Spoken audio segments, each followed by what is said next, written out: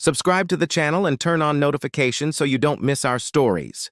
His lips met mine with an urgency that made my whole body tremble.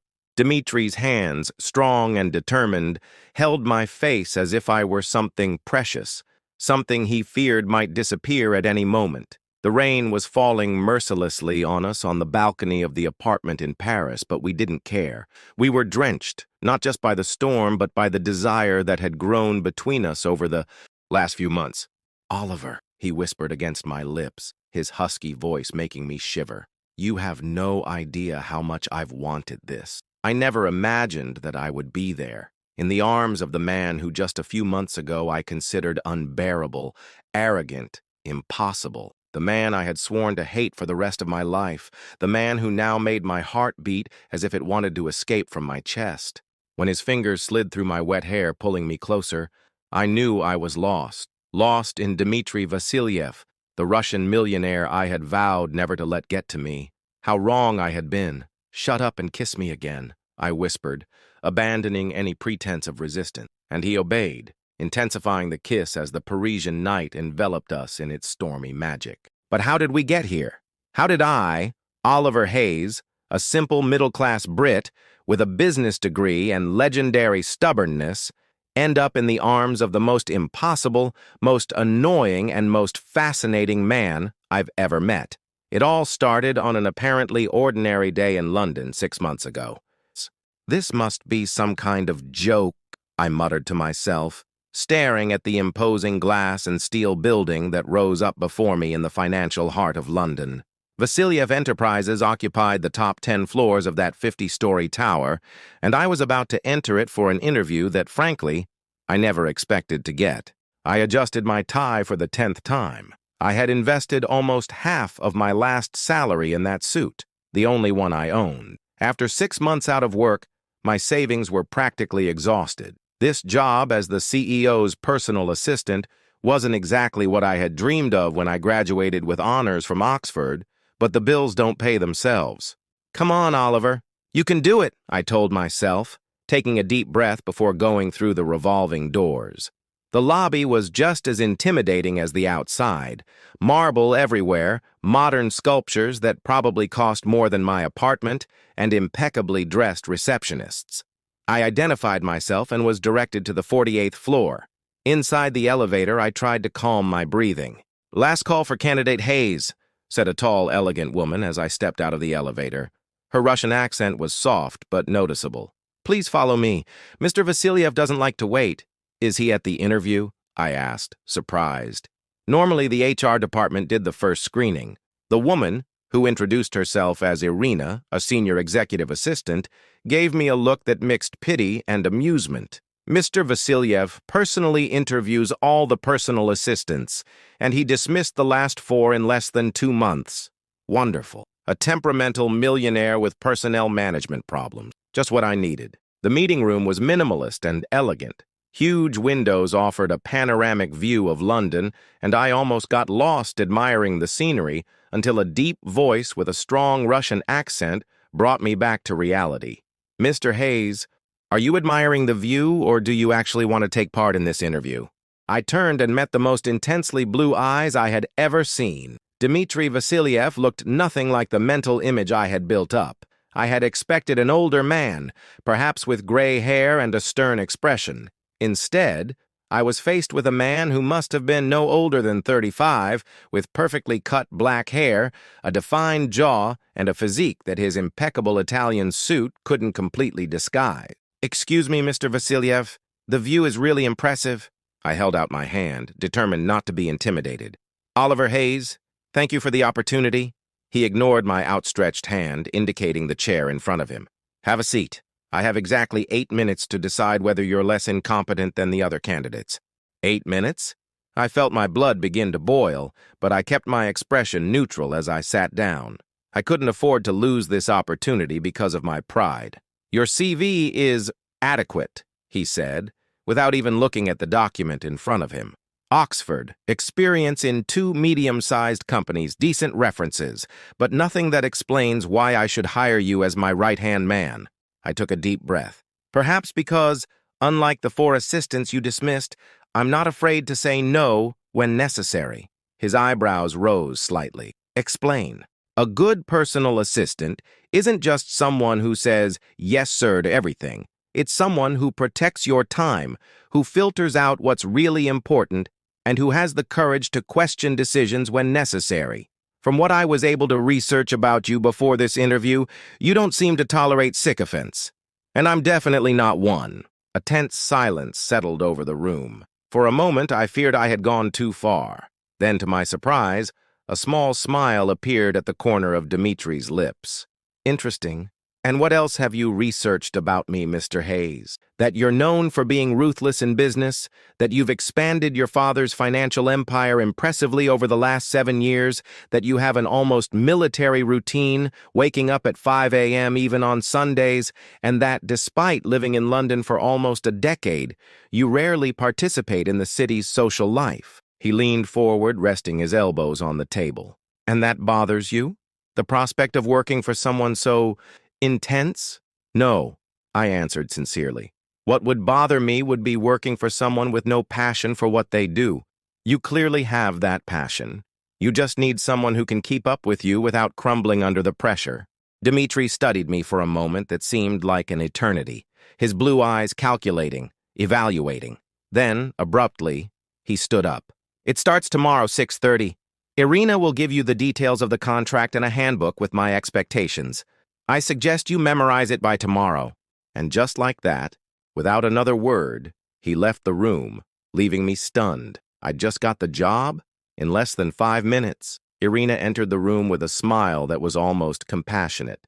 Congratulations, Mr. Hayes. You're Dimitri Vasiliev's new personal assistant.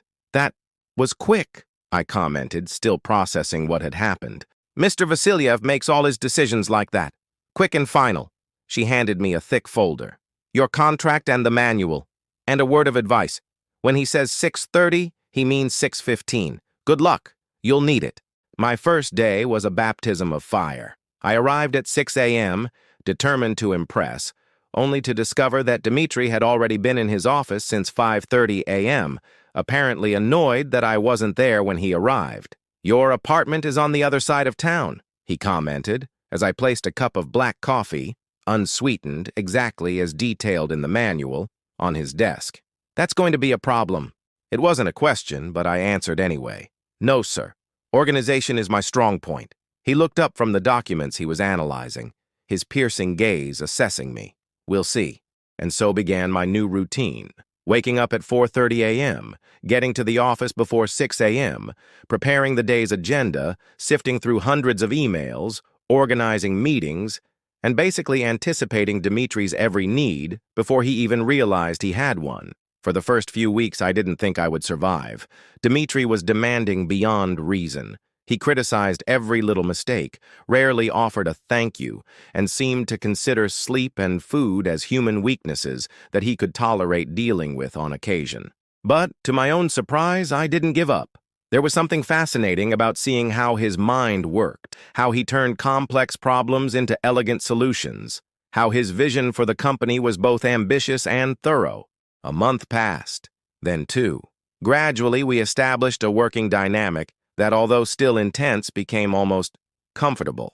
I learned to read their expressions, to anticipate their requests, and occasionally, very occasionally, I would receive a brief nod of approval that was worth more than any explicit praise. It was during a trip to Paris, at the beginning of the 3rd month, that something changed between us. We were staying in a double suite at the Plaza Athénée, he in the master bedroom and me in the adjoining one, so that I was always available. It was almost midnight, and I was finalizing preparations for a crucial meeting the next day when I heard a noise coming from his room. I hesitated for a moment, but eventually knocked softly on the door. Mr. Vasiliev? Is everything all right? There was no answer. I knocked again, a little harder. Nothing. Worried, I slowly opened the door. Dimitri? It was the first time I had called him by his first name, I realized too late. But the sight in front of me made me forget that slip-up. Dimitri was sitting on the edge of the bed, his head between his hands, breathing hard. Get out, he ordered, without raising his face.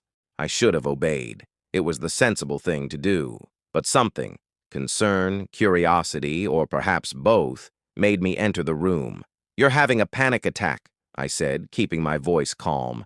"Have you been through this before?" He didn't answer, but his silence was answer enough. I approached cautiously and sat down next to him, not close enough to touch him, but close enough for him to feel my presence. "Breathe with me," I instructed softly. 4 seconds to breathe in, 4 to hold, 4 to breathe out. To my surprise, he followed my instructions. Slowly, his breathing stabilized. A few minutes passed before he finally raised his face. I had never seen him so vulnerable. His eyes, normally so cool and controlled, were red and anguished. "How did you know what to do?" he asked, his voice huskier than usual. "My sister has had anxiety attacks since she was a teenager," I explained. "I learned how to help her." He nodded, running his hands over his face. "That hasn't happened for years," he muttered, more to himself than to me. "The pressure of tomorrow's meeting?" "No." He stood up abruptly, walking over to the window that offered a breathtaking view of the illuminated Eiffel Tower. "Paris. It always happens in Paris." There was a story there, it was obvious, but I didn't feel entitled to press it. Instead, I got up too. "Can I get you something? Water? Tea?" He turned around, studying me with a different intensity than usual. "Why do you care, Oliver?" The question caught me off guard, both because of its content and the use of my first name. "Because it's my job to care about your well-being," I answered automatically. A bitter smile curved his lips. "Always the efficient assistant." "That's not all," I admitted, surprising us both. "I admire you, your dedication, your vision. No one should face panic attacks alone, especially someone who carries so much responsibility." Our gazes met, and for a moment, something indefinable passed between us, something that made my heart race inexplicably. "Thank you," he finally said, the words sounding strange on his lips, as if he rarely used them. "That will be all for today." I nodded and turned to leave, aware that some invisible line had been crossed that night. "Oliver," his voice stopped me at the door. "That doesn't change anything. Tomorrow at 6:30. "I'll be there at 6:15, I replied with a small smile. And for the first time since I'd met him, Dimitri Vasiliev smiled back, a genuine smile that completely transformed his face and, in some inexplicable way, also something inside me. After that night in Paris, something subtle but noticeable changed in our dynamic. Dimitri continued to be demanding and sometimes impossible, but occasionally I would catch his gaze lingering on me when he thought I wasn't paying attention. Our conversations, once strictly professional, began to include moments of discussion about literature. I discovered he had a passion for Dostoevsky, wine, of which he was a connoisseur, and even classical music. He had been playing the piano since he was 5, although he rarely found time for it now. It was during a business dinner in Vienna, almost 2 months after the incident in Paris, that I realized that my feelings for Dimitri had turned into something dangerously close to attraction. I watched him from across the room, chatting in fluent German with a potential investor, his striking profile highlighted against the soft lights of the restaurant. When he laughed at something the investor said, a rare and precious sound, I felt an inexplicable warmth spread through my chest. "Terrible, isn't it?" said a voice next to me, startling me. I turned to find an elegant woman in her 50s watching me with a knowing smile. "Excuse me?" I asked, feeling my face heat up. "Falling in love with the boss," she clarified, her English heavy with a Viennese accent. "I've seen that look many times." I started to deny it, but she just raised a skeptical eyebrow. "Is it that obvious?" "Only to those who know how to observe," she replied softly. "I'm Helena Schroeder, by the way, an old friend of the Vasiliev family." "Oliver Hayes," I introduced myself, holding out my hand. "I know who you are," she smiled, shaking my hand. "Dimitri mentioned you. Several times, in fact." My heart gave an involuntary leap. "He mentioned me? He said you're the only assistant who's managed to last more than 3 months, she laughed. "Coming from him, that's practically a declaration of love." I laughed nervously, aware that Dimitri might see us talking. "I doubt that very much.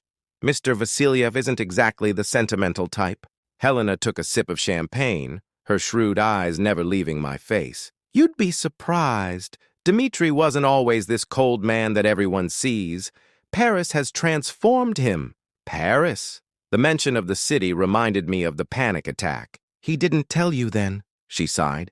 "It's not my story to tell, but let's just say that his heart was broken there, in a way that few would ever recover from." Before I could ask any more, Dimitri approached us, his expression as unreadable as ever. "Helena," he greeted her with formal kisses on both cheeks. "I see you've met Oliver." "A charming young man," she smiled. "We were having a fascinating conversation." Dimitri gave me a questioning look, and I felt my cheeks blush again. "Just polite introductions," I assured him. He murmured, not sounding entirely convinced. "We need to go. Mr. Brenner has agreed to the terms and wants to finalize the details first thing tomorrow." Helena leaned over to kiss my cheek in farewell. "He needs someone to remind him what it feels like," she whispered in my ear, low enough for only me to hear. In the cab back to the hotel, Dimitri was unusually silent, staring out of the window at the brightly lit streets of Vienna. "Helena seems like an interesting person," I commented, trying to break the silence. "She talks too much," he replied dryly.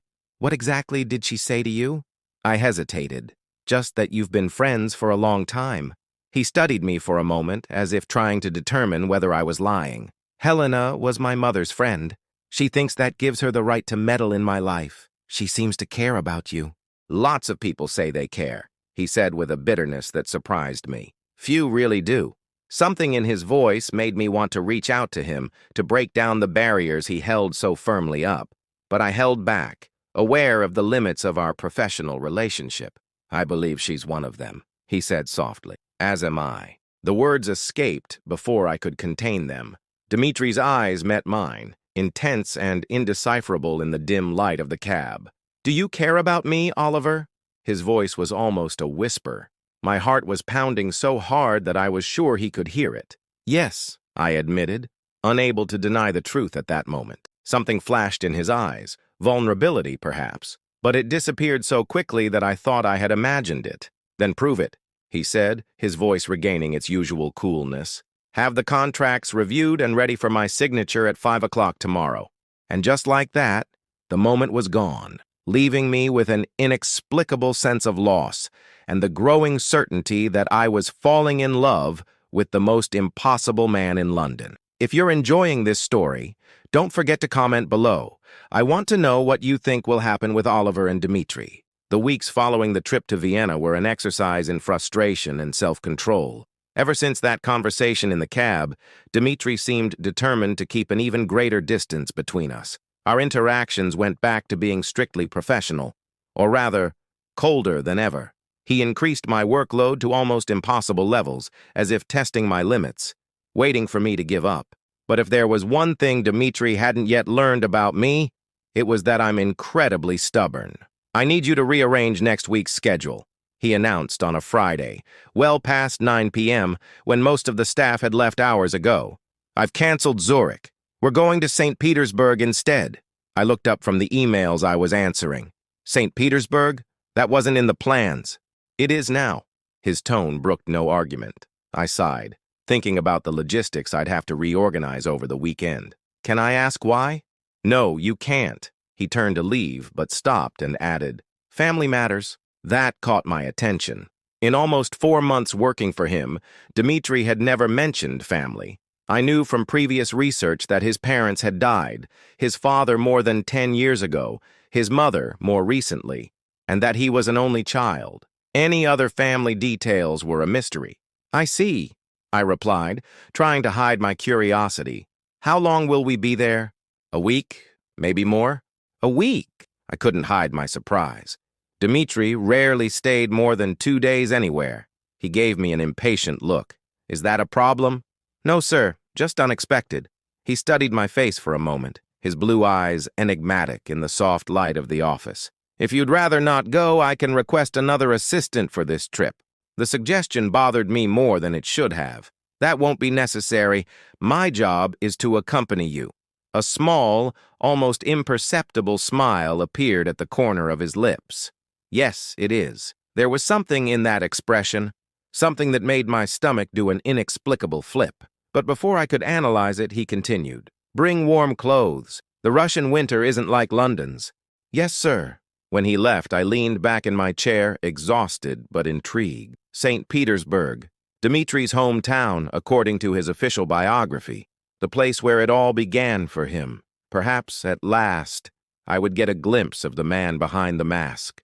Pulkovo Airport was enveloped in a blizzard when we landed. From the window of Dimitri's private jet, St. Petersburg looked like a black-and-white painting. Historic buildings covered in a blanket of snow, the river Neva partially frozen. In the car waiting for us, I watched Dimitri silently. His normally impassive face betrayed a tension I had never seen before. His fingers drummed restlessly on the dark leather of the seat, his eyes fixed on the landscape passing by the window. "How long since you came back?" I asked softly, breaking the silence. He hesitated, as if pondering whether to answer or rebuke my curiosity. 7 years, he finally said. "Since your mother's funeral?" I ventured, remembering the information I had found. His eyes met mine, surprised. "Have you researched my family?" "I do my homework," I replied simply. A bitter smile curved his lips. "Of course you do." He looked out of the window again. "Yes, since her funeral." "I'm sorry," he said sincerely. "It must be hard to come back." "I'm not here by choice," he replied, his tone harsher. "My uncle is dying, Anatoly Vasiliev, my father's brother." "I didn't know you had an uncle." "We have a complicated relationship." Something in his tone stopped me from asking any more. Instead, I stared out of the window as the car left the city center, heading for what appeared to be an upscale residential area on the outskirts. When we finally arrived, I was momentarily speechless. The house was actually a mansion that looked straight out of a 19th century Russian novel. Huge white columns, tall windows, a snow-covered garden that seemed to stretch for acres. "Welcome to the Vasiliev summer house," Dimitri said sarcastically. "Although it's never summer enough in this bloody place." We were greeted by a team of silent staff who took our bags. An elderly woman, dressed formally and with a rigid posture, approached Dimitri. "Молодой господин," she said, her voice trembling with emotion. "Добро пожаловать домой." "Young sir, welcome home." To my surprise, Dimitri hugged her briefly. "Olga," he replied in English. "It's good to see you." The woman's eyes turned to me, curious. "This is Oliver Hayes, my personal assistant," Dimitri explained. "Oliver, this is Olga Petrovna. She's looked after me since I was born." I greeted her respectfully, trying to pronounce a few words in Russian that I had learned during the flight. She smiled, apparently appreciating the effort. "Mr. Anatoly?" Dimitri asked, his voice losing some of its usual confidence. Olga's face saddened. "In his room. The doctor was here this morning. She hesitated, looking at me. "Oliver can hear," Dimitri said, surprising us both. "He doesn't have much time," she continued softly. "Days, maybe." Dimitri nodded, his face an impenetrable mask. "I'm going to see him now. Should I go with you?" I asked, uncertain of my role in this personal situation. He seemed to consider for a moment. "No," he finally decided. "Olga will show you to your room. Get some rest. We'll meet for dinner." With that, he headed down a long corridor, his footsteps echoing on the marble floor. Olga led me up an impressive staircase to a room on the second floor.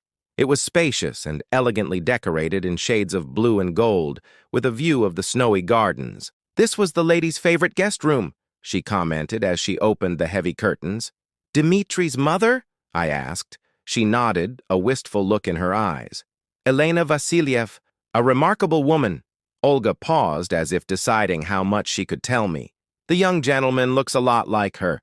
Not just physically, but on the inside, the same passionate heart trying to hide behind walls of ice." His words intrigued me. "Dimitri, in love? That doesn't seem to suit the man I know." Olga smiled sadly. "You only know what he lets you see. Here." She pointed to a framed photograph on the wall that I hadn't noticed before. "This is Elena with Dimitri in their last summer together." I moved closer to get a better look. In the photo, a beautiful woman with dark hair and intensely blue eyes, the same as Dimitri's, was smiling at the camera, with an arm around a young man I barely recognized as my boss. This Dimitri was smiling openly, his eyes alive and full of a joy I had never witnessed before. "He looks happy," Olga added. "He was before everything happened." "Everything what?" I couldn't help asking. She sighed deeply. It's not for me to tell you, but maybe if he brought you here, he's ready to let someone get close again. She walked to the door, stopping before she left. Dinner will be at 8. And Mr. Hayes? Yes? Be patient with him. The deepest wounds are the ones we can't see. Dinner was a surreal experience. Just Dimitri and I in the huge dining room, sitting at opposite ends of a table that could easily seat 20 people. The only sounds were the clinking of cutlery and the crackling of the fire in the fireplace. How is your uncle? I finally asked, unable to bear the silence any longer. Dimitri looked up from the plate he had barely touched. Dying, he replied dryly, and eager to spread his bitterness one last time before he goes. What happened between you? He took a long sip of vodka before answering. Anatoly never approved of my father's choices, especially his marriage to my mother. He considered her unsuitable for the Vasiliev family. Why? She was a music teacher. No fortune, no connections. A sad smile appeared on his lips. Just talent and kindness in abundance. It was the first time I'd heard him speak so fondly about someone, and it gave me the courage to continue. But your father loved you. More than anything, Dimitri confirmed. When he died, Anatoly took over the family business. I was only 21, a recent graduate. He expected me to submit to his guidance for years before he took over from me. But you didn't, I concluded. A flash of pride crossed his face. No, instead I used my share of the inheritance to build my own empire. Within 5 years I had bought all the Vasiliev companies from his control. It was, shall we say, a memorable shareholders' meeting. I couldn't help but smile. I bet it was. He never forgave me, Dimitri continued, his tone darker. And when my mother fell ill, he refused to help. He said she was never a real Vasiliev anyway. The pain in his voice was so palpable that I felt my own chest tighten in response. Is that why you're here? For a final reckoning? He laughed, a humorless sound. No. I'm here because, despite everything, he's still family. And my mother taught me that family is, he hesitated, searching for the right words, sacred, in a way, even when they hurt us. The vulnerability in his voice caught me off guard. This was a Dimitri I'd never seen before. Reflective, open, almost gentle. I felt an almost irresistible urge to get up, walk over to him, and offer some kind of physical comfort. But I held back, aware of the invisible barriers between us. You're a better man than he deserved, I said instead. Dimitri studied me for a long moment, his blue eyes unfathomable in the candlelight. You really believe that, don't you? That there's good in me? I know there is, I replied without hesitation. I see it every day, in the little moments when you think no one is watching. And you're always watching, aren't you, Oliver? There was something in his voice that I couldn't identify. Defiance, curiosity, or perhaps something more dangerous. It's my job, I replied, feeling my heart racing. Just your job? He asked softly, leaning forward slightly. It was as if the air between us was suddenly charged with electricity. I swallowed, aware that my answer could change everything. No, I finally admitted. It's not just work for me, no more. The silence that followed was deafening. Dimitri stood up slowly, his gaze never leaving mine. He walked towards me, each step deliberate, until he stopped beside me. My heart was beating so loudly that I was sure he could hear it. Come with me, he said, his voice low and intense. I want to show you something. I followed Dimitri through silent corridors, past grand halls and portraits of stern-looking ancestors. Finally, he stopped in front of a double door at the end of a less imposing corridor. He hesitated for a moment, as if gathering his courage, before opening it. The room that was revealed was completely different from the rest of the mansion. While the other rooms were opulent and formal, this one was cozy and clearly personal. A music room, I realized, with a Steinway grand piano taking pride of place. This was my mother's sanctuary, Dimitri explained as he turned on some lamps, creating a soft, intimate atmosphere. She taught here when I was a child. I looked around, absorbing the details. Sheet music meticulously organized on shelves, photographs of Dimitri at the piano at different ages, a violin carefully preserved in a glass case. Is that what she played? I asked, pointing to the violin. He nodded. She was a talented soloist before she met my father. She gave up a promising career to marry him. Did she regret it? Never, he answered with certainty. She said she found a different music in the life she built with him, in me. The emotion in his voice was palpable. I approached him, who was now standing next to the piano, his fingers gently caressing the keys without pressing them. Do you still play? I asked. Not since she died, he admitted. I couldn't. It didn't feel right somehow. I took a step closer. She'd be sad to hear that. His eyes met mine, filled with a pain that had been contained for so long that it seemed about to overflow. Do you think so? I'm sure, I replied softly. Music was obviously a form of love between you. Abandoning it is like losing a part of her all over again. Dimitri was silent for a long moment, then, without a word, sat down at the piano. His hands hovered over the keys, hesitant, as if afraid of what would come next. Then, slowly, he began to play. The melody was melancholy and deeply Russian, Rachmaninoff, I recognized. The notes flowed like unshed tears, each one laden with years of pain and mourning. I watched his hands, those hands that normally signed contracts for millions and issued ruthless orders, now creating something of painful beauty. His face, as he played, was transformed. The mask of coldness and control had completely fallen away, revealing a man of deep and vulnerable emotion. It was as if, through music, the real Dimitri finally allowed himself to exist. When the last note faded into the air, we remained silent. I realized that my face was damp. I hadn't noticed that I was crying. Dimitri remained motionless, staring at the keys, as if afraid to face the moment he had created. That was... I began, but words seemed inadequate. Her favorite concerto, he said, his voice almost a whisper. She used to ask me to play it when... He stopped, taking a deep breath. When Paris happened, my heart raced at the mention of the city. Paris? He finally looked at me, his blue eyes vulnerable in a way they had never been before. You must be wondering why I have panic attacks there. Only if you want to tell me, I replied cautiously. Dimitri stood up, walking over to a shelf where he picked up a framed photograph. He handed it to me without saying anything. In the photo, a younger Dimitri, perhaps about 24, was smiling next to a handsome man with blonde hair and green eyes. They were standing on a bridge over the Seine, clearly in love, their arms intertwined. Jean-Pierre Clément, Dimitri said, the name coming out as if it caused physical pain. The love of my life, or so I thought. I looked from the photo to Dimitri, surprised not by the existence of a man in his past. Somehow I had always known about his sexuality, even if it had never been mentioned, but by the intensity of the emotion in his voice. What happened? I asked softly. Our relationship lasted 3 years. I was about to ask him to marry me when I found out... He paused, his jaw stiffening at the memory. I found out that he was only with me for the money. He was paid by a competitor to get information about my business, my plans. Every moment, every I love you, every promise, everything was a lie. The betrayal was so devastating that I felt a tightness in my chest, just imagining it. My God, Dimitri, I'm so sorry. It was devastating, he continued, his voice distant. Not just because of the business.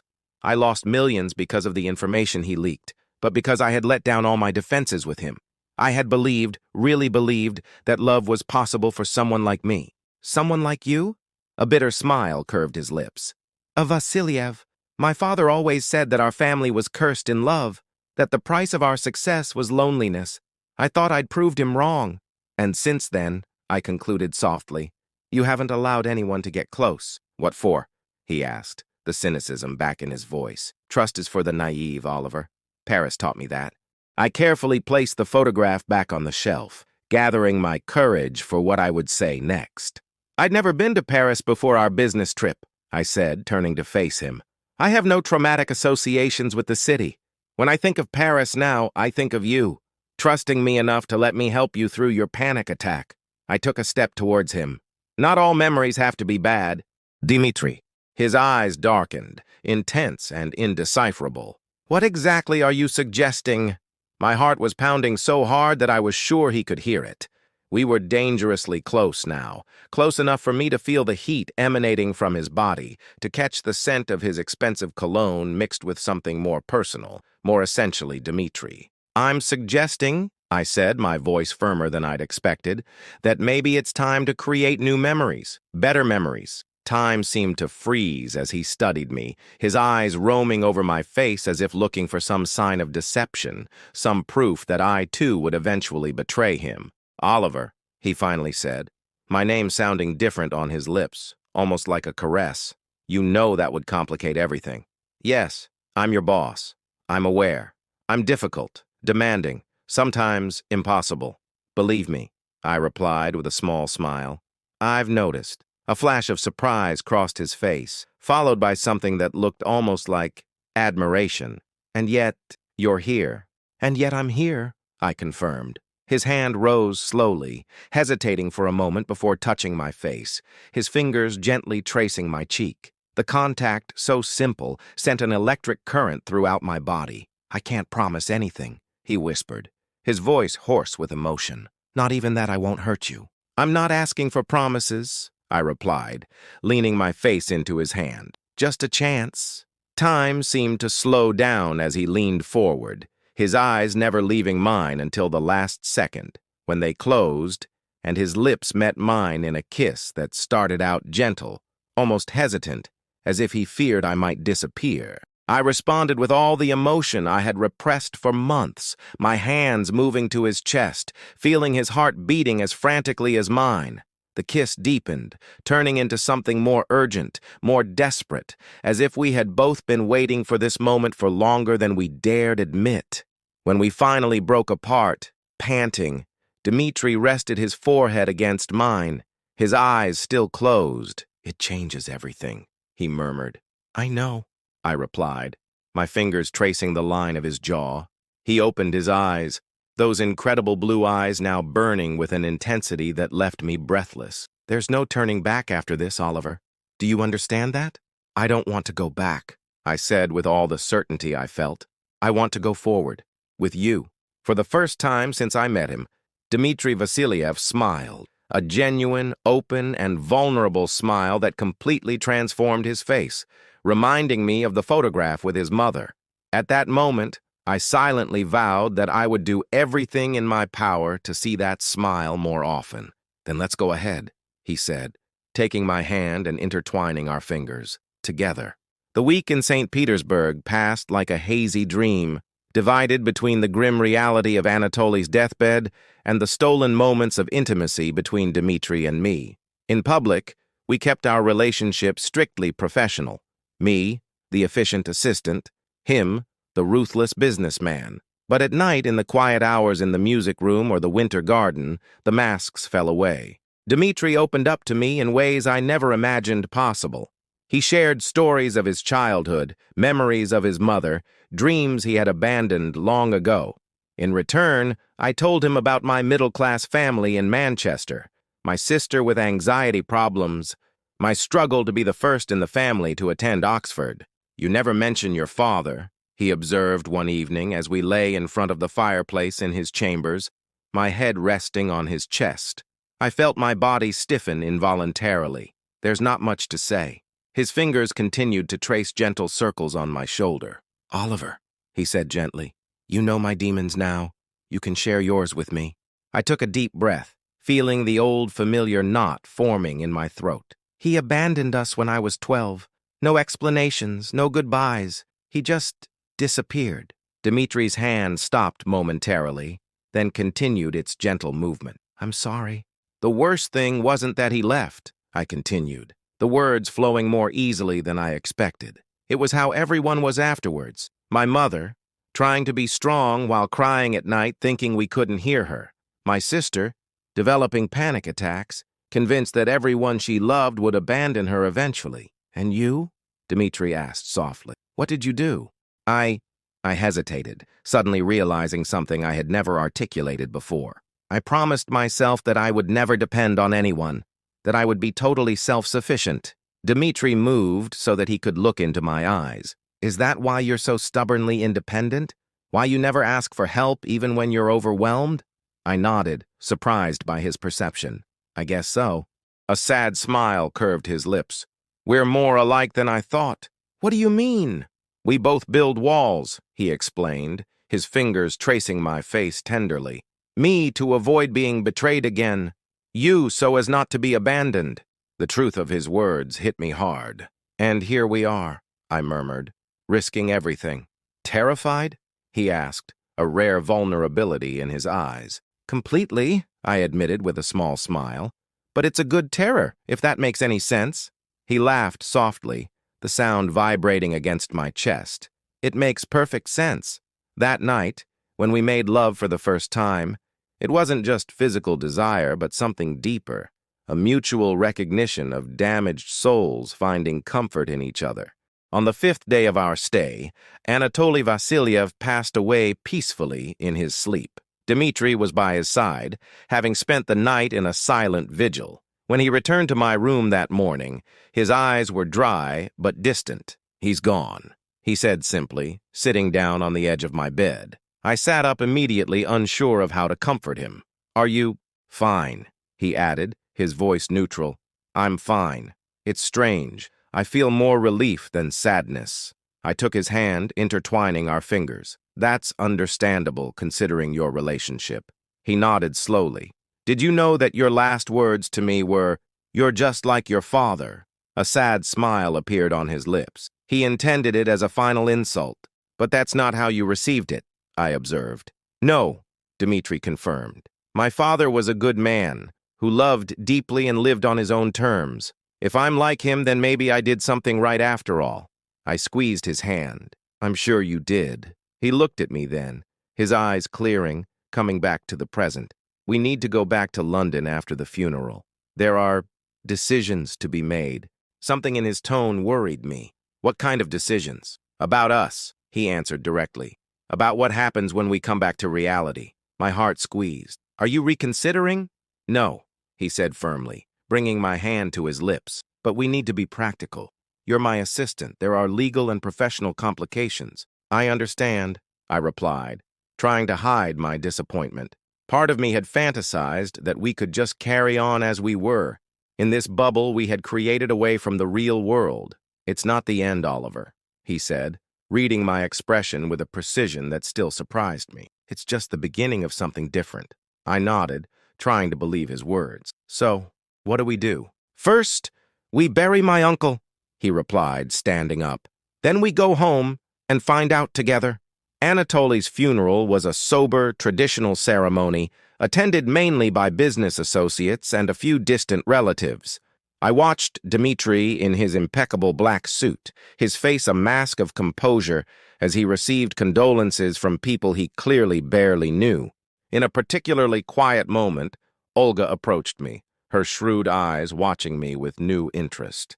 You got to him, she said softly in her hesitant English. I never thought I'd see that again. I don't know what you're talking about, I replied automatically, keeping my expression neutral. She smiled, the kind of smile that only a woman who has seen generations of family secrets could give. His eyes, when he looks at you, they're the same eyes as Mikhail's when he looked at Elena, the same eyes as Dimitri's when he looked at Jean-Pierre, I added involuntarily. Olga made a small sound of disapproval. That one wasn't worthy.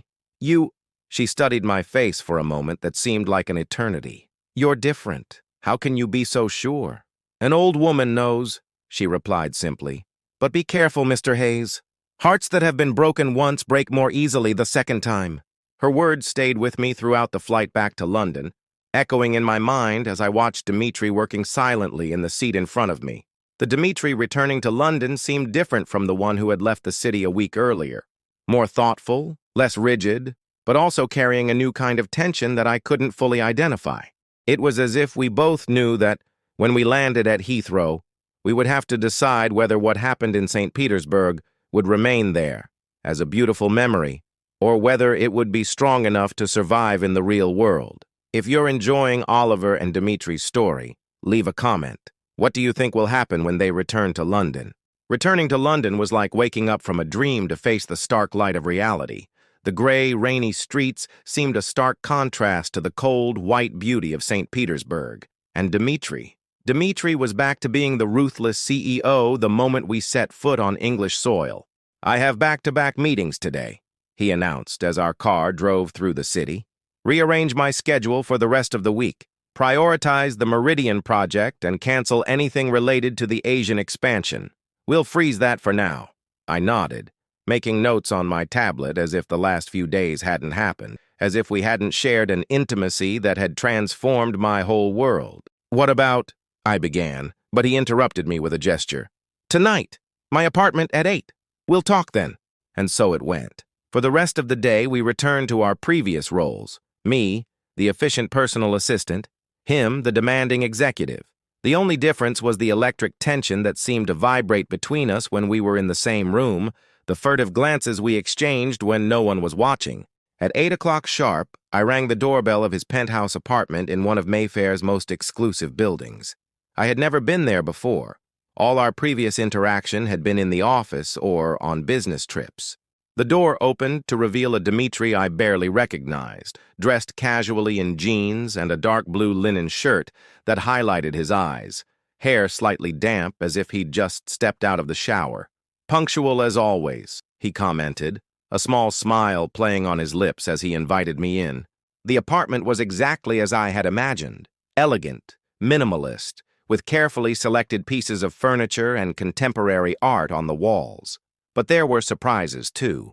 A piano in the corner of the living room, shelves full of well-worn books, and photographs, few but significant, including one of his mother that I recognized from the house in St. Petersburg. Do you play here? I asked, indicating the piano with my head. I've started again, he replied, walking over to a table where 2 glasses of wine were already served. Since we got back from Paris. The significance of this didn't escape me. He had taken up the music after our first moment of real connection. I'm glad, I said sincerely, accepting the glass he offered me.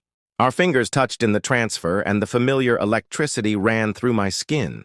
Dimitri didn't pull away, maintaining the contact for a moment longer than necessary, his eyes fixed on mine.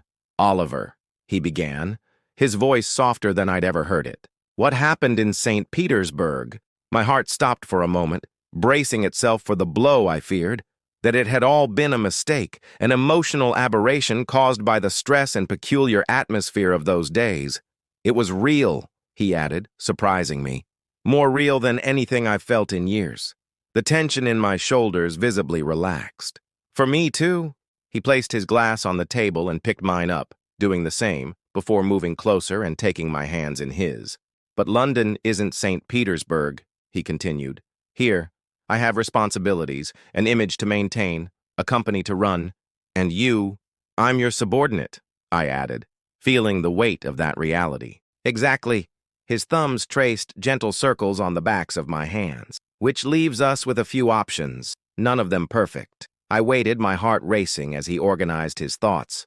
We can end this now, he finally said, his voice controlled but with an underlying tension. Go back to our previous positions and pretend nothing happened. I felt my stomach sink. Is that what you want? No, he answered immediately, with a firmness that surprised me. But I need you to understand what we're up against if we continue. Tell me. He let go of my hands and walked over to the panoramic window that offered a spectacular view of London at night. If our relationship becomes public, you'll be seen as someone who slept with the boss to advance his career. There will be gossip, speculation, tabloid articles questioning your competence and my judgment. I've never cared much about what other people think, I replied, joining him at the window. You should care, he said, turning to face me. A tarnished reputation follows you around forever, especially in the corporate world. So, what's the alternative? I asked. Keeping everything a secret? Furtive meetings and hidden glances? I'm not very good at pretending, Dimitri. A small smile curved his lips. No, you're not. It's one of the things I admire most about you. Then what? I pressed, needing clarity, direction. Dimitri took a deep breath as if he was about to dive into deep water. You could resign. The words hit me like a punch. Resign? You're pushing me away? The pain in my voice was impossible to hide. No, he replied quickly, taking my face in his hands. I'm setting you free. I don't understand. If you're no longer my assistant, we can be together openly, without conflicts of interest. I can find another role for you in the company, in another department, or... He hesitated. Or Or I can help you get a job elsewhere, one that's more in line with your real ambitions, not just a job you took because you were desperate. I thought about his words, about the underlying offer. It was generous, practical, and completely devastating at the same time. So those are my options? I asked, pulling away slightly. Leave my job, which I've learned to love, or leave you, he frowned. Do you love being my assistant? Even with all the impossible demands, the absurd hours, my temper? Yes, I answered simply. I love the challenge. I love the feeling of doing something important. I hesitated, then decided to be completely honest. I love working alongside you every day. Something in his eyes changed, a glimmer of vulnerability that he rarely allowed others to see. Oliver, he said softly, don't you realize? I'm trying to do what's best for you. What if you're not the right person to determine that? I challenged, feeling a surge of frustration. What if I want to decide for myself what's best for me? What do you want then? He asked, a touch of exasperation in his voice. I want everything, I replied without hesitation. I want my job and I want you. I want us to trust each other enough to navigate this together, instead of you making unilateral decisions about our future. He stared at me, surprised by my vehemence. Do you really think that's possible? I don't know, I admitted honestly. But I do know that I don't want to give up before we even try. Dimitri was silent for a long moment, his face a thoughtful mask. Finally, he nodded slowly. You always surprise me, Oliver Hayes, he said, a reluctant smile forming. Just when I think I have you figured out, you defy my expectations. It's a talent, I replied, feeling the tension begin to dissipate. He laughed, the low, genuine sound making my heart race. Very well, let's try it your way, but with a few conditions. I'm listening. First, no public demonstrations in the office. Absolutely none. We're strictly professional during working hours. I nodded. Reasonable. Secondly, if at any point it affects your work or mine, we'll reconsider the arrangement. Fair enough? And third, his voice softened, you have to promise to tell me immediately if I start abusing our personal relationship to make unfair professional demands. This last condition took me by surprise. Are you worried about that? Of course I am, he replied with disarming frankness. I know my temperament, Oliver. I know how I can be when I'm under pressure. The last thing I want is to use what we have to manipulate you, even if unconsciously. It was my turn to take his face in my hands. Dimitri Vasiliev, the dreaded business shark, worried about being unfair to his assistant? Who knew? He leaned his face against my hand, his eyes never leaving mine. It's not my assistant I'm worried about, he murmured. It's the man who is fast becoming essential to me. My heart swelled at his word. I promise, I said softly, if you promise something in return. What? Promise that you won't walk away when the going gets tough, that you'll talk to me instead of building walls. A flash of vulnerability passed through his eyes. This is harder for me than you think. I know, I replied. That's why I'm asking. He closed his eyes for a moment, as if fighting an internal battle. When he reopened them, there was a determination that made my heart leap. I promise, he finally said. I'll try at least. That's all I ask, I replied, before leaning in to seal our deal with a kiss that started soft but quickly deepened, carrying all the tension and relief of that moment. When we broke apart, Dimitri rested his forehead against mine. We're really doing this, aren't we? He murmured, a touch of wonder in his voice. Yes, I confirmed, feeling a wave of happiness that almost made me dizzy. We really are doing it. The next few weeks were an exercise in balance, between the professional and the personal, between the public and the private, between who we were before and who we were becoming together. In the office, we maintained a facade of strict professionalism. I was still Mr. Hayes in public. He was still Mr. Vasiliev. We still argued about deadlines and schedules. I still challenged him when I thought he was being unreasonable. He still pushed me beyond what I thought possible. But there were moments, a gaze held for too long, fingers lingering over documents, a secret smile shared during a tedious meeting, that betrayed the fundamental change in our relationship. And then, when the doors closed behind us, when we were alone in his apartment, or, more rarely, in my much more modest apartment, we could finally just be Dimitri and Oliver. Two men exploring something new and fragile, learning each other's rhythms, discovering layers that the outside world never saw. I learned that Dimitri snored slightly when he was exhausted, that he had a scar on his lower back from a skiing accident as a teenager, that he cried silently during live piano concerts. I discovered his secret love of pistachio ice cream, his inability to sleep without reading at least 10 pages of a book, and the fact that, despite his formidable public image, he was incredibly kind to the building's cleaning and security staff. In return, he discovered my addiction to bad cooking shows, my embarrassing collection of cheap crime novels, and my habit of singing in the shower. He learned about my family, the weekly phone calls with my mother, the constant worries about my sister, and insisted on meeting them as soon as we were ready to make our relationship public. It was during a particularly rainy weekend, about 2 months after our return from St. Petersburg, that something changed again. We were curled up on Dimitri's sofa, sharing a bottle of red wine while the rain pelted the windows, discussing the possibility of a trip to Florence next holiday. "I've never been to Italy," I confessed, nestling against his chest. "How is that possible?" he asked, genuinely shocked. "With your appreciation of art and architecture?" I shrugged. "We didn't all grow up with private jets at our disposal, Dimitri." As soon as the words came out, I regretted my tone. We rarely mentioned the abysmal difference between our financial circumstances, and when we did, it was usually in jest. But there was an unusual acidity in my voice this time, which didn't go unnoticed. "What was that?" he asked, pulling away slightly to look at me. I sighed, placing my glass on the coffee table. "I'm sorry. I don't know why I said it like that." "But you meant it," he insisted, his eyes searching mine. "There's something bothering you." I considered denying it, but we had promised honesty. "Sometimes it's overwhelming," I finally admitted. "The difference between us. Your world is so different from mine." "Does it bother you?" he asked, his voice carefully neutral.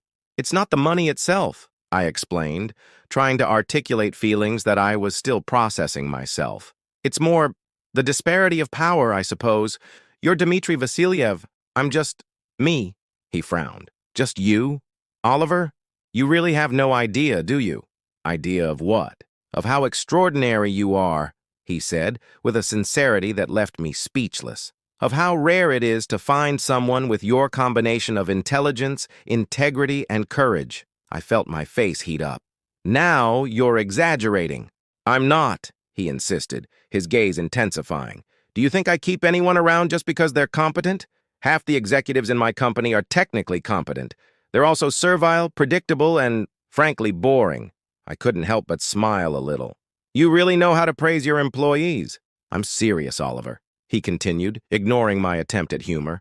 "From day one, you've challenged me, questioned me, pushed me to be better. You've never been intimidated by my position or my wealth.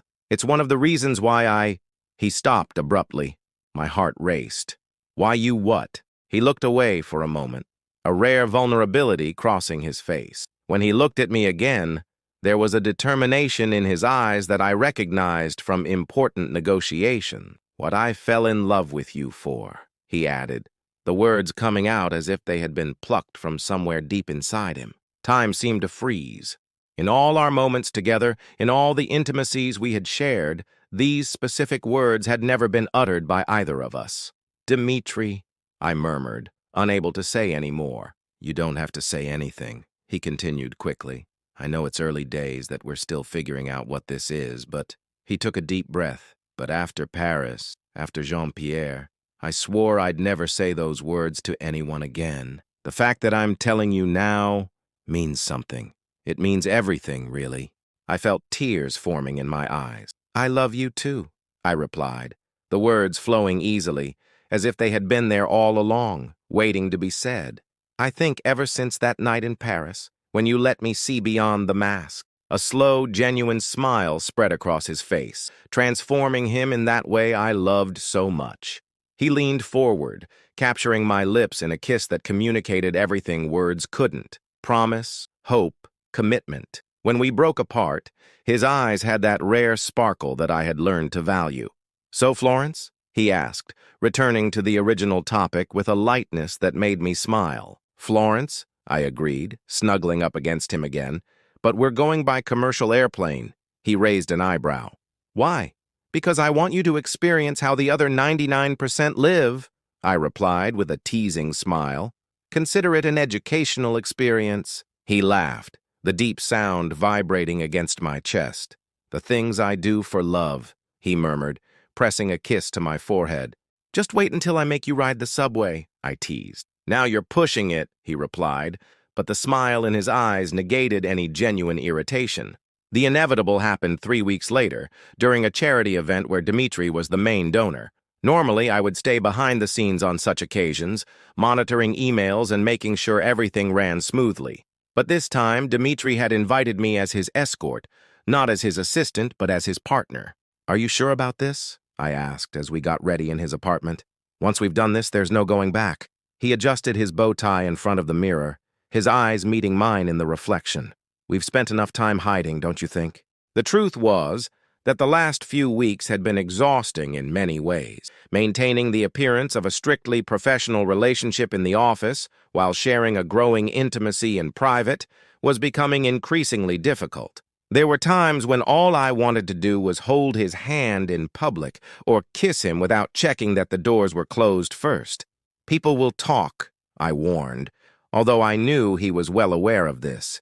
Let them talk, he replied with a quiet confidence I envied.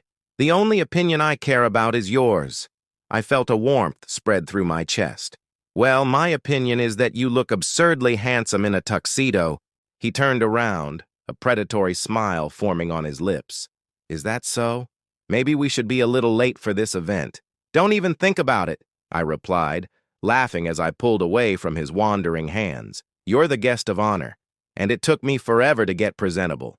His eyes roamed my body appreciatively, from the tuxedo he had insisted on buying for me, ignoring my protests about the price, to my carefully groomed hair. You're more than presentable, Oliver. You look stunning. I blushed, still not completely used to his sincere compliments. Then let's go. The sooner we get there, the sooner we can get home. The event was even more opulent than I had imagined. A historic ballroom transformed into a scene of elegance, with London's elite in their finest suits, champagne flowing freely, and an orchestra playing discreetly in one corner. Our status as a couple wasn't formally announced, but the message was clear in the way Dimitri kept his hand at the base of my back, how he introduced me to the other guests, not as my assistant, but simply as Oliver, with an intimacy in his voice that said everything that needed to be said. Reactions ranged from barely disguised shock to polite acceptance, with a few offering genuine congratulations. Helena Schroeder, who we met near the bar, seemed particularly pleased. Finally, she commented, kissing us both on the cheeks. I thought you two would never get to this point. Did you know? I asked, surprised. She rolled her eyes elegantly. Darling, I've known since Vienna. The real question is, who didn't know? Dimitri looked equally surprised. Were we that obvious? To those of us with eyes to see, she replied enigmatically, before squeezing Dimitri's arm affectionately. Your mother would be so happy for you, Dima. She always wanted you to find someone who could see beyond the Vasiliev façade. His eyes softened when he heard the nickname that I knew only his mother used to use. Thank you, Helena. As the evening progressed, I noticed that a private photographer from the event seemed to be following us discreetly, capturing moments between Dimitri and me. This will be in the tabloids tomorrow, I muttered as we danced slowly to a soft ballad. Probably, he agreed without sounding worried. Sorry? I looked at him, at this complex, brilliant, and sometimes impossible man who had somehow become the center of my world, and knew the answer without hesitation. Not for a second, I replied, allowing myself to relax in his arms, no longer caring who might be watching. His smile in response was all I needed to see. The headlines the next day were exactly as we had predicted. Russian tycoon Dimitri Vasiliev reveals relationship with personal assistant. Vasiliev's secret, the office romance that shocked London. From assistant to mistress, the rise of Oliver Hayes. Dimitri threw the tabloids on the breakfast table with a snort of contempt. So predictable.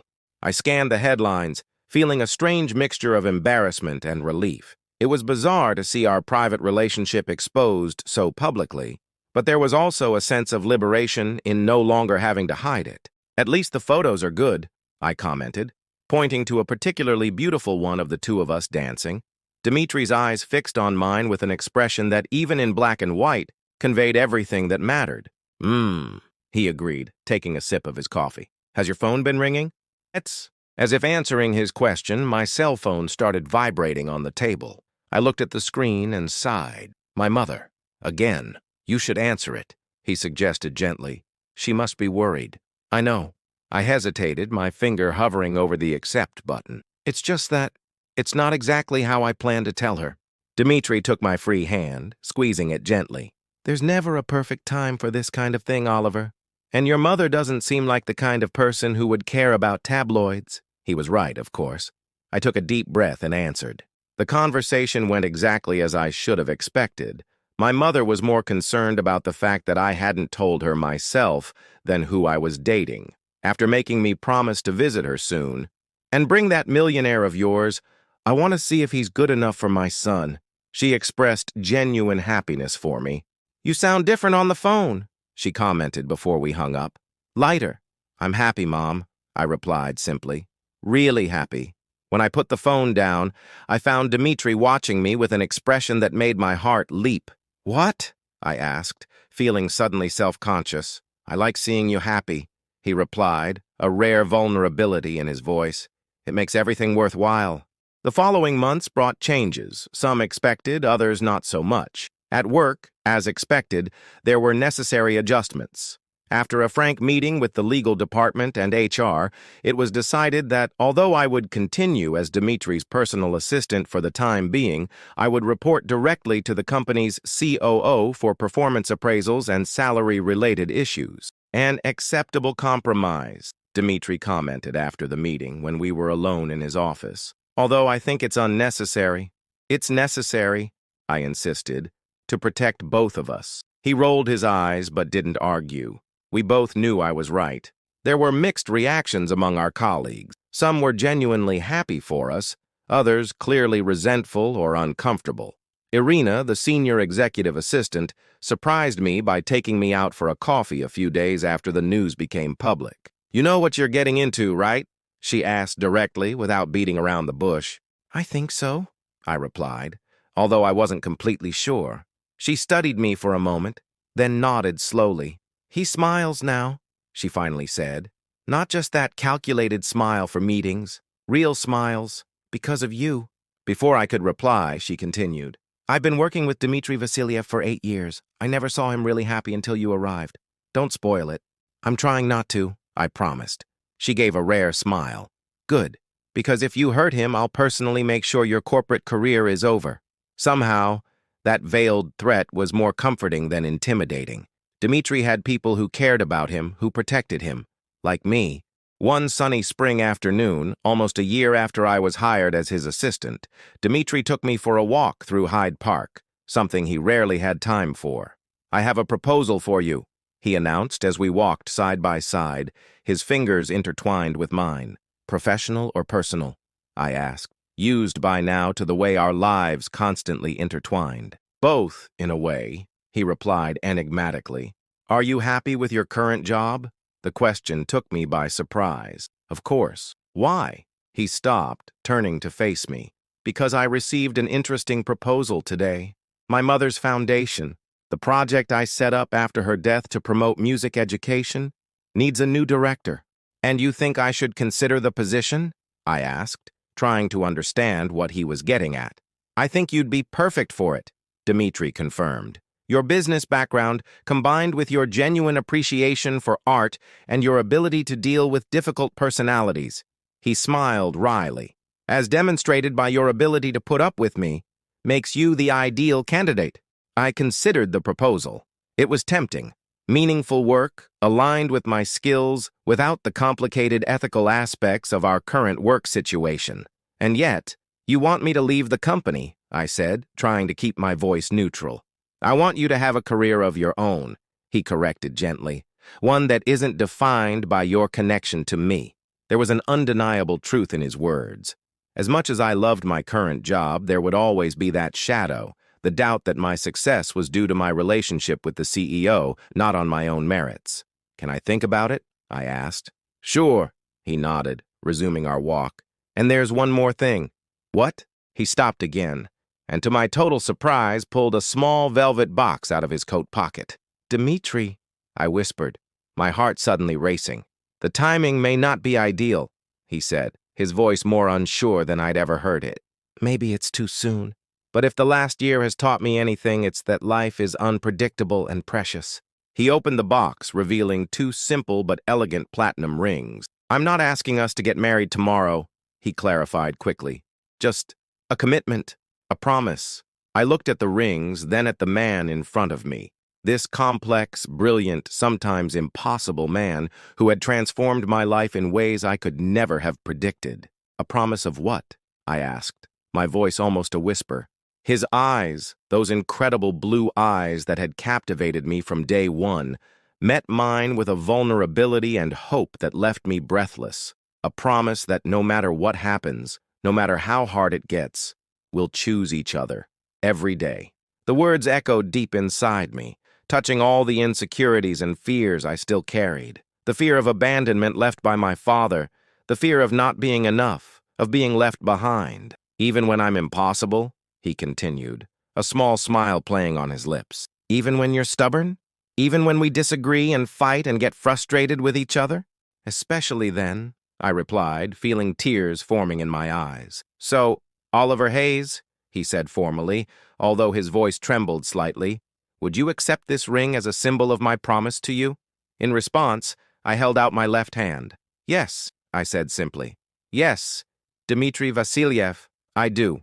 His hands trembled slightly as he slid the ring onto my finger. I took the second ring from the box and repeated the gesture, putting it on his finger. I never imagined this, I confessed as we hugged. When I walked into that building for the interview a year ago, I could never have predicted where we'd end up. He laughed softly against my hair. Life rarely follows the plan, does it? No, I agreed, pulling away to look again at the ring on my finger, a tangible symbol of a journey that had only just begun. And all the better for that. Epilogue. Many things have changed in the 2 years since that first interview at Vasiliev Enterprises. I accepted the position at the foundation and discovered a vocation I never knew I had, connecting disadvantaged children with musical opportunities that transformed their lives. Dimitri continued to expand his empire, but with a new attention to work-life balance that surprised everyone who knew him before. We live together now, in a new apartment we chose together, less ostentatious than his old penthouse, more comfortable than a tiny apartment, a place that was truly ours. St. Petersburg was no longer a place of painful memories for Dimitri. We visited regularly, taking care of the family estate that he had partially transformed into a community cultural center, keeping his mother's legacy alive. Paris had also been re-signified. On our first anniversary, we returned to the city, facing together the ghosts that haunted Dimitri. We made new memories in every place that carried bitter memories, including on the hotel balcony where, on a rainy night, we finally admitted everything we felt in a kiss that seemed to seal our fate. It wasn't always easy, of course. Dimitri was still moody and demanding. I was still stubborn and sometimes overly independent. We had heated arguments, moments of frustration, occasionally even nights apart when one of us needed space. But we always came back to each other. We always chose again, every day, as we had promised. On a quiet winter's evening, I found Dimitri in the home office, gazing thoughtfully at the snow falling outside, an untouched glass of vodka in his hand. "A ruble for your thoughts," I said, joining him by the window. A small smile curved his lips. "I was thinking about destiny." "I didn't know you believed in it." "I didn't," he admitted, placing the glass on the table so that he could pull me into his arms. "But how else can you explain it? Of all the interviews I've ever done, of all the assistants I've ever fired, how can I explain that it was you who walked into that room on that particular day?" "Luck," I suggested, tracing the line of his jaw with my finger. "Maybe," he agreed. "Or maybe it was inevitable. Maybe in any reality, in any timeline, we'd find each other eventually." "Who knew?" I teased softly. "Dimitri Vasiliev, the romantic. Only with you," he murmured, leaning in to kiss me. "Always only with you. And as the snow continued to fall softly outside, creating a silent white world, I thought about how life could change in such unexpected ways, how a job I had taken out of desperation had led me to the great love of my life, how a man the world considered cold and merciless could contain so much passion and tenderness, how two damaged hearts could find healing in each other. The indomitable millionaire had been tamed after all, not by submission or defeat, but by acceptance. The acceptance that love, true love, doesn't diminish our strength, but magnifies it in ways we could never imagine on our own. And what about me? The assistant who had walked into that building with nothing but a cheap suit and a stubborn determination? I had found much more than a job. I had found my place in the world, next to a man who, despite all his complexities and contradictions, or perhaps because of them, had become my home. If you enjoyed this story of Oliver and Dimitri, be sure to share your thoughts in the comments below. Your opinion means a lot to me and helps me create more stories like this one. Thank you for following this journey of love, overcoming, and transformation. End of story.